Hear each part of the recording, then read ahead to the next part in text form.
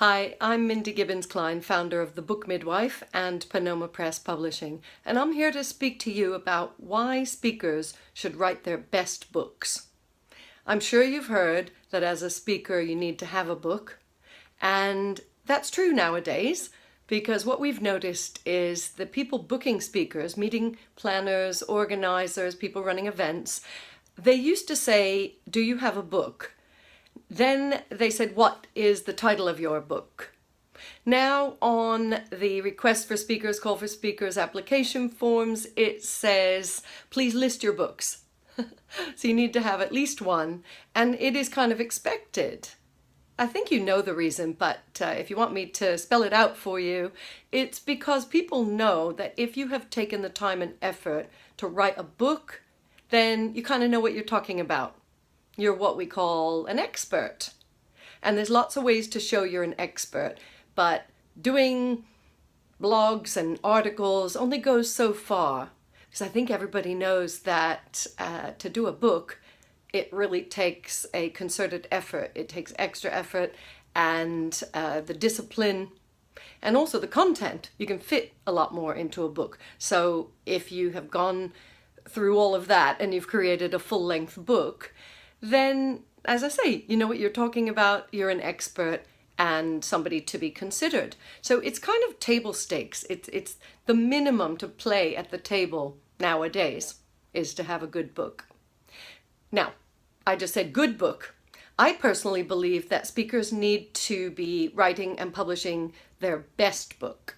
It's a phrase we've used for a long time at the Book Midwife.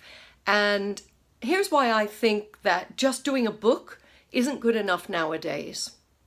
First of all, there are a lot of books. There are a lot of books coming out, over 1 million a year in the Western world. It's not that special anymore. I'm sorry. I know it's special when you produce your first book. It's very exciting. It's like when you have your baby. In fact, it is like a baby, which is why we called the company the Book Midwife. But a lot of people are doing it, and certainly a lot of speakers have written their books. So it's not about having a book. And let's just say that the credibility that you get from somebody seeing that you've got a book only goes so far. Let's say they actually open that book and they start reading it. First of all, they're going to believe that that's your best stuff. Why wouldn't they, right? Why would they think that you'd put something less than into your book? Something mediocre or poor? They wouldn't. So whatever you put in your book, readers, people are going to assume that's the best that you can do. So I think it should be. The other more important thing is that because there are so many books out there and there's even a lot of books on your topic, you really do need to have something special to say and a way to say it. And you need to go deep with your thinking. And you need to come up with exciting, original, disruptive ideas. Oh my goodness. It's possible to get help with that, by the way, which is what we do in my companies. Seriously. It's worth putting that extra effort in and creating something fantastic that people will be talking about, that might go viral, that really, really represents you in the best possible way. It's your brand out there. Your name's going to be on that book. So do I even need to say that ghostwriting is a no-no? If you're a speaker, then you are capable of being an author.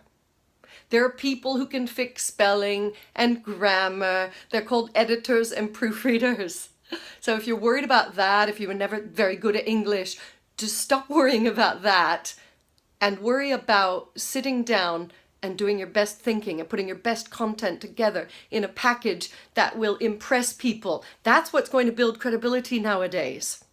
Right, I promised the people organizing this program that I would talk about some success stories. I have so many. I'm going to show you some of the books on the shelf.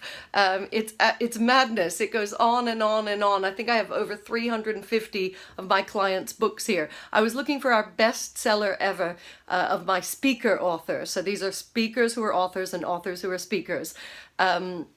And I've sold the last copy of this one, and I'm waiting for more to come in. You may have heard of it. It's called Property Magic by Simon Zucci. Now, I talk about Simon all the time, and people always say, oh, why are you talking about Simon so much?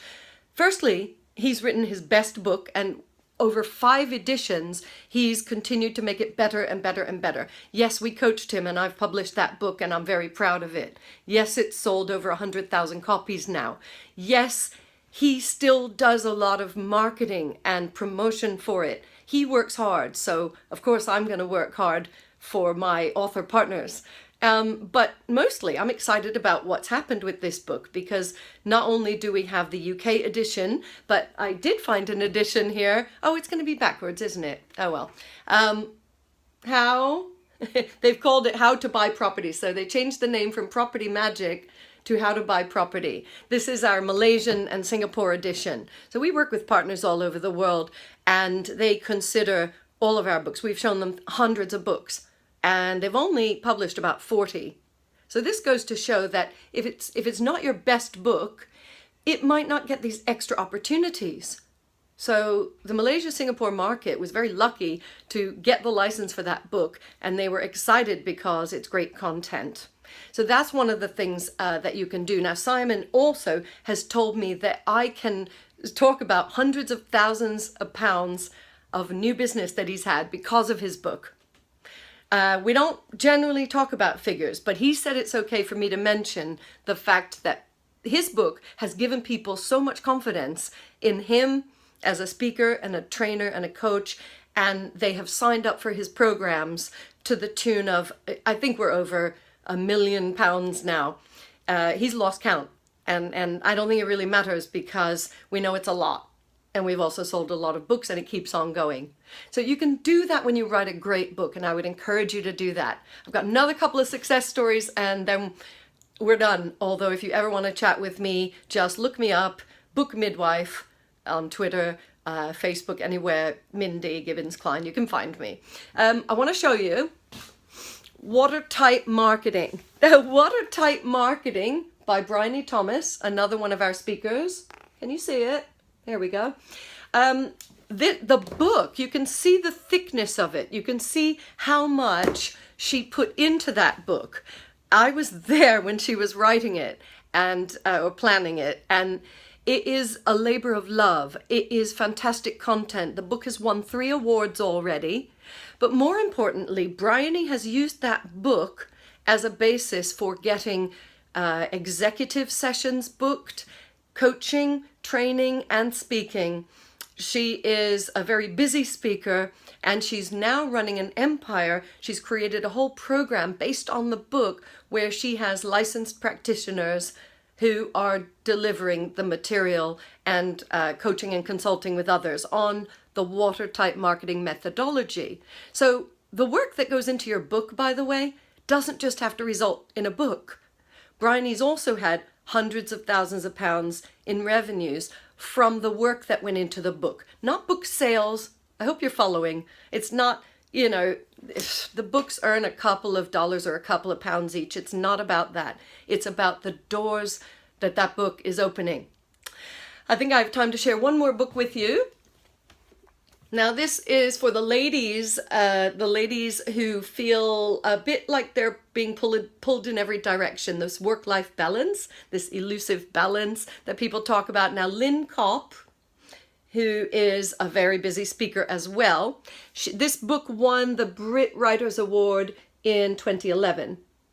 And the thing about Lynn is she really knows her stuff. She's very confident, but she's also very humble. And I asked her if I could talk about some of the things that came from the book. So she was already a speaker, but she sat down and wrote her best book, a really great book, which won an award, as I say. It's also got her work in Google, Microsoft, some other big companies. She's been invited to speak at many, many conferences because of the book. Those 3 books that I showed you, those authors stick the book in an envelope and send it out, and they're not worried about what someone's going to think. They know that people are going to be impressed, and if they read the book, the content of that book will win them business. And guess what? The same thing can happen for you. I see it every day. I have hundreds of books on my shelf that I could have talked to you about, but I promised to keep this under 10 minutes, so nearly there. If you have any questions about books and publishing, find me. I'm Mindy Gibbins-Klein, founder of the Book Midwife and Panoma Press.